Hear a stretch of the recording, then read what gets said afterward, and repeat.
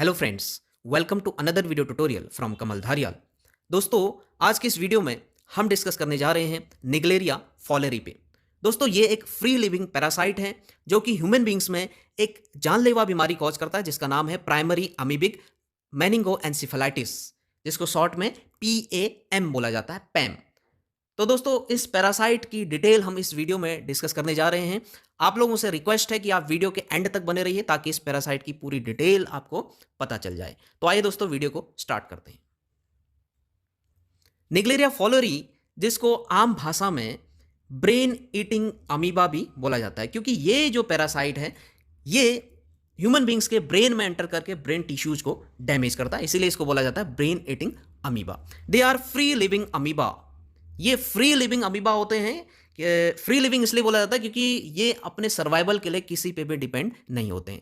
Normally ये bacteria को feed करते हैं, लेकिन as a opportunists they may produce serious infections of central nervous system and eyes in human beings. As a opportunistic pathogen ये human beings के central nervous system और eyes को infect भी करते हैं। इस ऑर्गेनिज्म का नाम एक ऑस्ट्रेलियन पैथोलॉजिस्ट के नाम से पड़ा था, जिनका नाम था मैल्कम फॉलर। इन्हीं के नाम से इसका नाम पड़ा निग्लेरिया फॉलेरी। ये जो पैथोलॉजिस्ट थे ये एडिलेड चिल्ड्रंस हॉस्पिटल में एज ए पैथोलॉजिस्ट काम करते थे। अब इसके साइंटिफिक क्लासिफिकेशन की बात कर लेते हैं दोस्तों।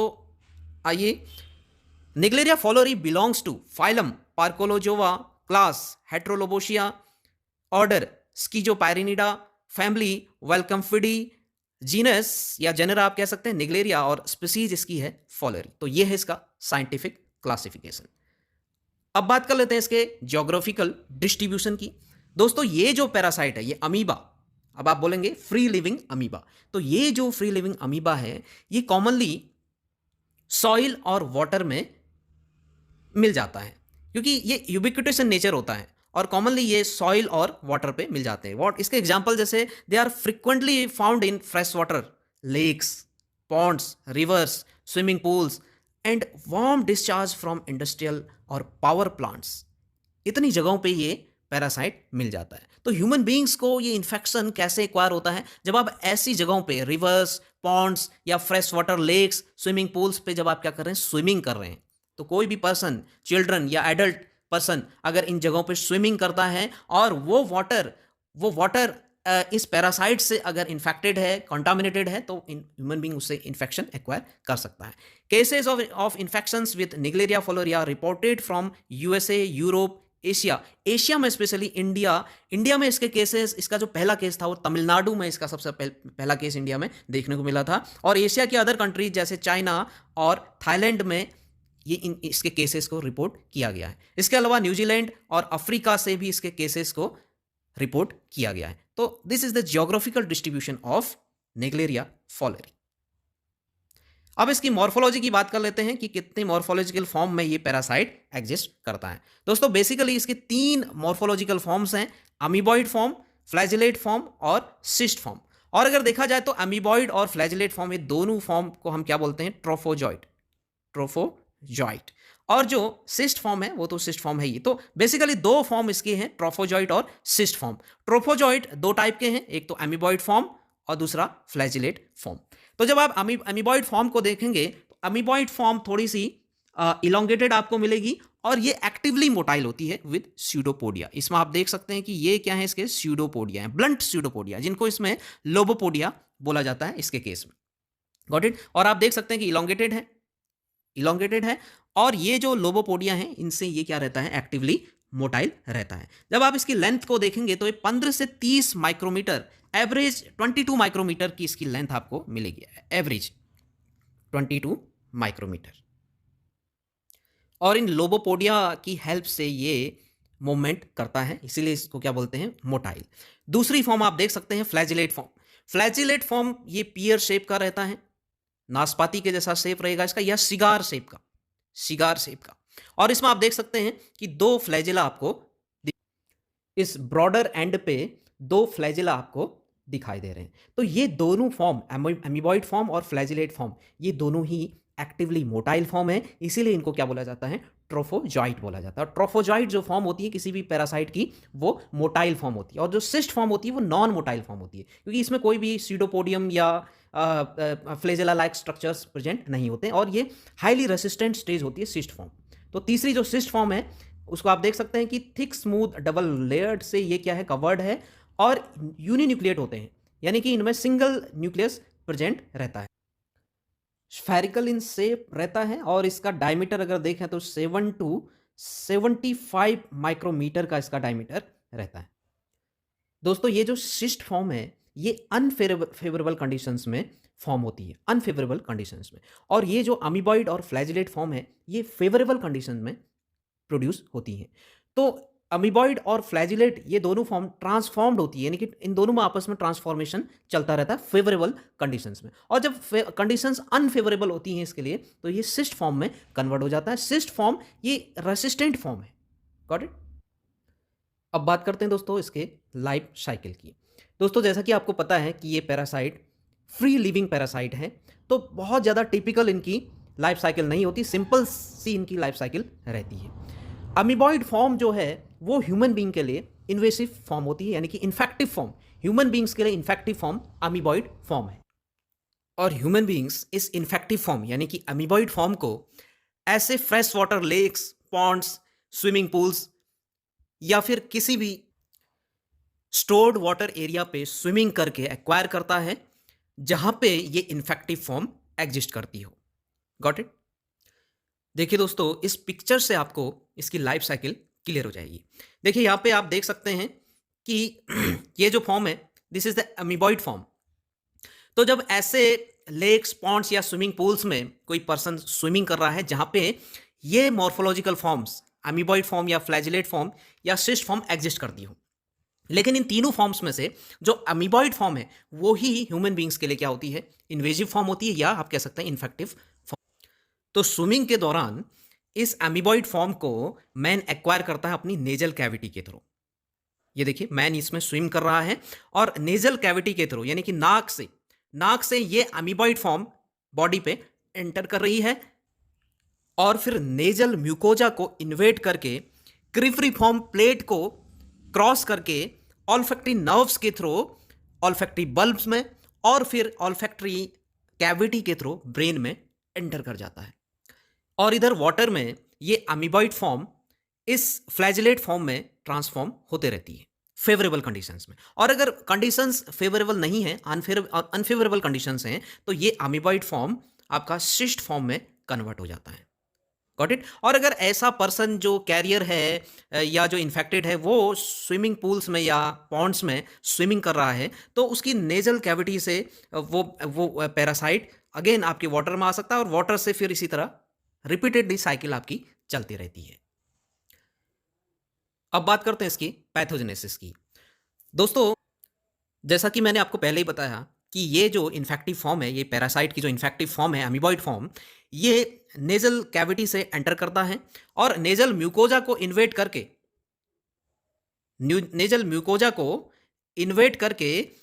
ये क्रिब्रिफॉर्म प्लेट को भी क्रॉस करके ऑल्फैक्टरी नर्व्स के थ्रू ब्रेन तक ट्रेवल करता है।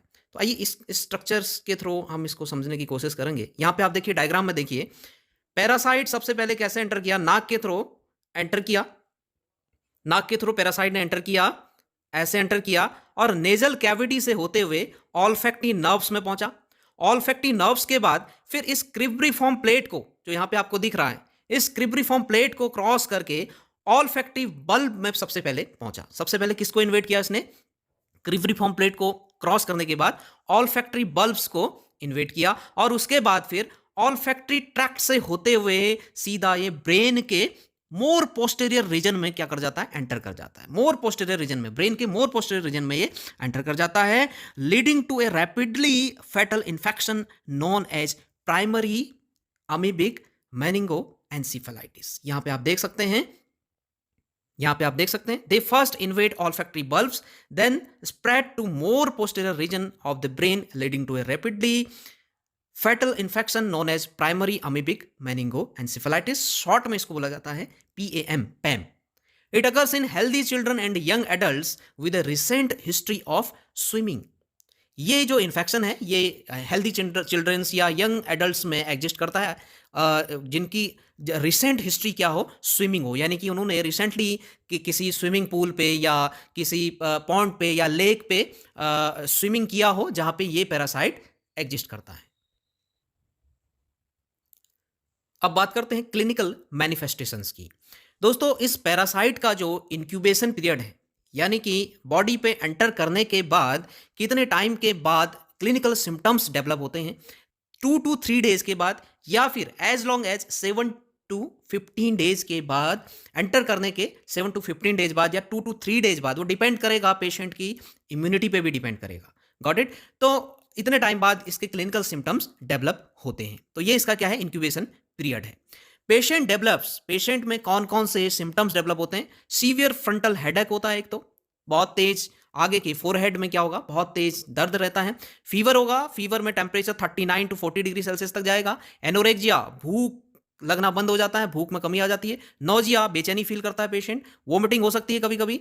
और साइंस ऑफ मेनिंजियल इरिटेशन, जिसको हम बोलते हैं पॉजिटिव कर्निक्स साइन। इसमें क्या होता है दोस्तों, देखिए यहाँ पे आप पिक्चर में देख सकते हैं कि आप ऐसे सुपाइन पोजिशन में लेटे हुए हैं और अगर आप अपने इसको हिप जॉइंट का अगर एक्सटेंशन करते हैं, यानी कि इसको 90 डिग्री सेल्सियस पर लेके आते हैं हिप जॉइंट को, यानी कि यहाँ पे देखिए आप जब नी का एक्सटेंशन करेंगे, इस तरह से नी का जब आप एक्सटेंशन करेंगे तो आपको बहुत पेन होगा, मेनिंजियल पेन होगा, मेनिंजियल इरिटेशन होगा। आपके पूरे जो आपका स्पाइनल कॉर्ड है जो उसमें आपको पेन फील होगा।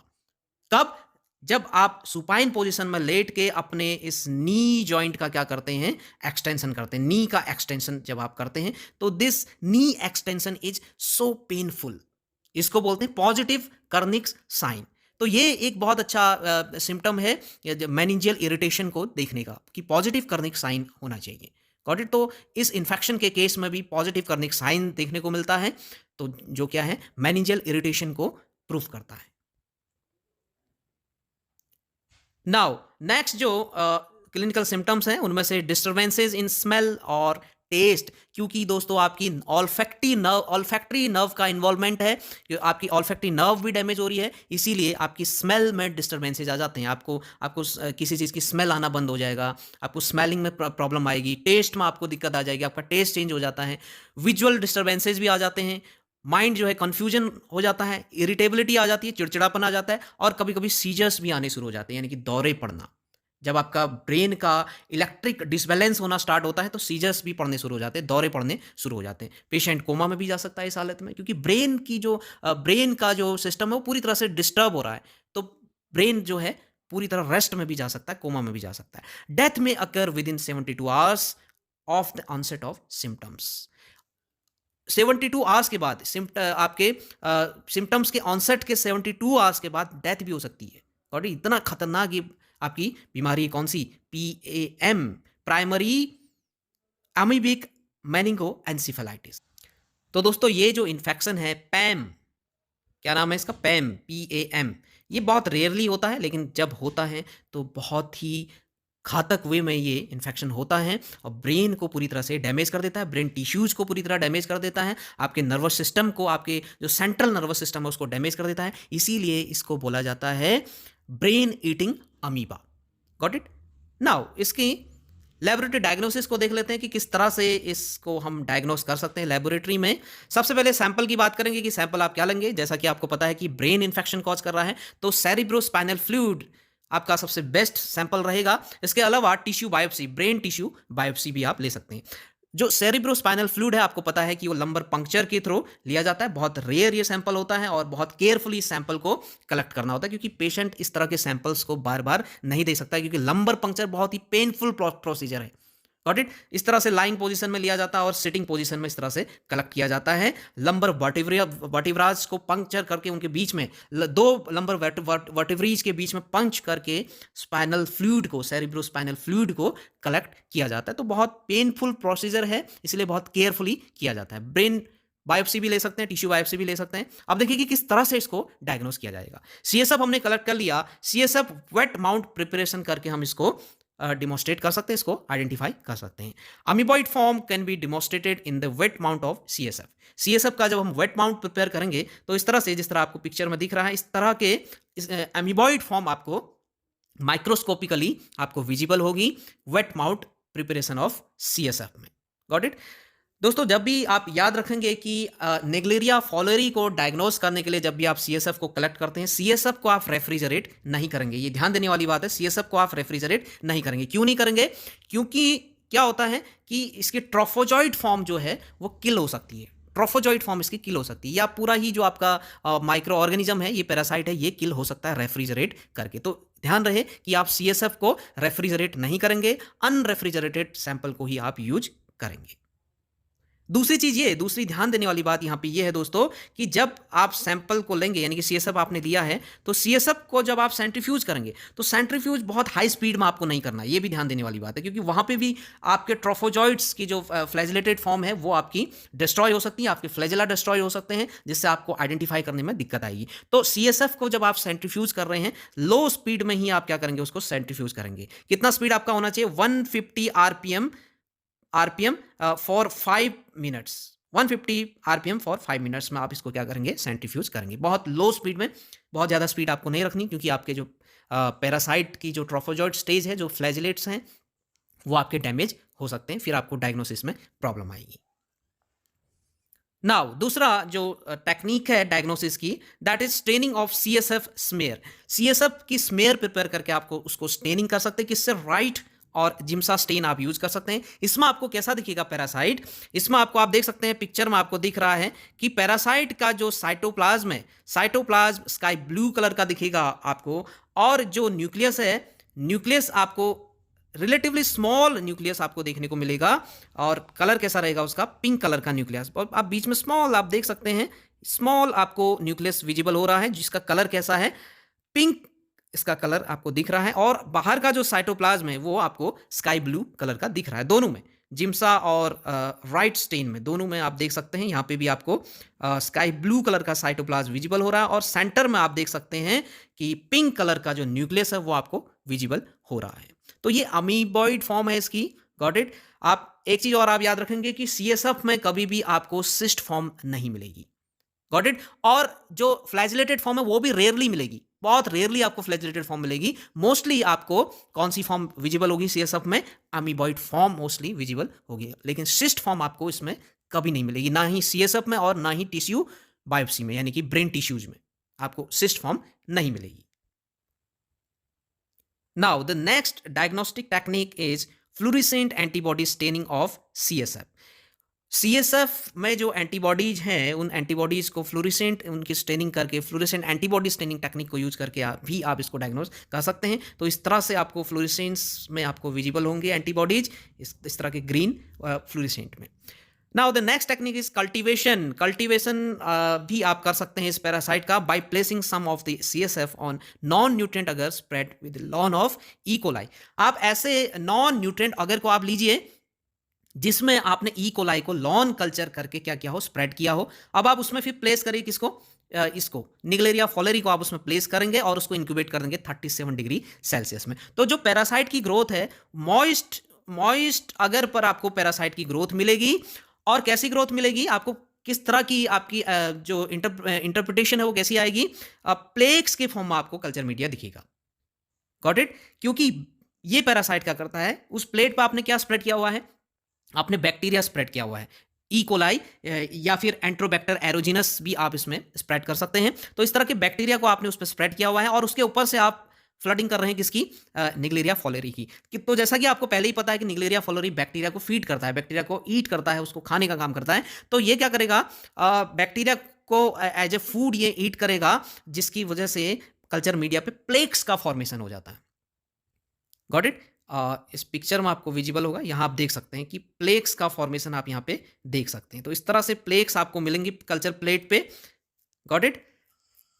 The next technique is molecular method. Molecular method से भी आप इसको डायग्नोस कर सकते हैं। उसमें आपको क्या करना पड़ेगा? उसमें पीसीआर, पॉलीमरेज चेन रिएक्शन के थ्रू आप इसको आइडेंटिफाई कर सकते हैं। कुछ नॉन स्पेसिफिक डायग्नोस्टिक टेक्निक्स को भी आप यूज कर सकते हैं। नॉन स्पेसिफिक है, जैसे कि आपको पता है कि जब भी मेनिंजाइटिस का केस होता है तो सीएसएफ में क्या होता है? सीएसएफ में जो ल्यूकोसाइट काउंट है, स्पेशली जो न्यूट्रोफिल्स होते हैं, न्यूट्रोफिल काउंट आपका इंक्रीज होता है, हो जाता है। सीएसएफ में जो न्यूट्रोफिल का काउंट होता है वो इंक्रीज हो जाता है, अपने नॉर्मल वैल्यू से ऊपर चला जाता है। और प्रोटीन कंटेंट, प्रोटीन लेवल भी बढ़ जाता है, लेकिन जो ग्लूकोज का लेवल है वो क्या हो जाता है, कम हो जाता है सीएसएफ में। तो ये कुछ नॉन स्पेसिफिक डायग्नोसिस है जिससे भी आप आइडेंटिफाई कर सकते हैं। लेकिन जब ये फाइंडिंग आप देखेंगे उसके बाद अगर आप ग्राम स्टेनिंग करते हैं सीएसएफ की, तो आपको कोई बैक्टीरिया अगर विजिबल नहीं होता है तो फिर वो बैक्टीरियल मेनिंजाइटिस नहीं है, क्योंकि ये जो फाइंडिंग है वो आपको बैक्टीरियल मेनिंजाइटिस के केस में भी मिल जाती है कि आपको ल्यूकोसाइट काउंट जो है इंक्रीज मिलेगा या प्रोटीन काउंट आपको इंक्रीज मिलेगा और ग्लूकोज का लेवल लो मिलेगा। तो ये जो फाइंडिंग है ये